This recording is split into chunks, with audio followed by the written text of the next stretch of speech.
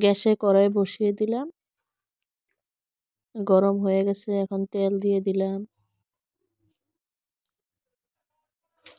সাথে পেঁয়াজ কুচিও দিয়ে দিলাম,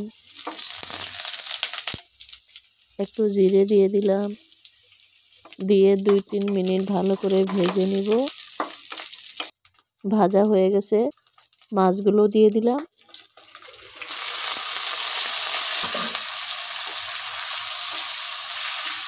ভালো করে কষিয়ে নিব।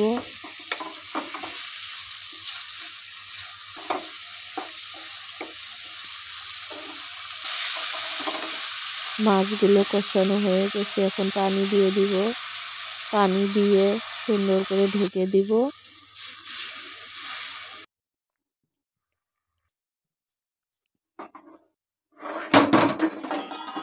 মাছগুলো হয়ে গেছে, নামিয়ে নিব।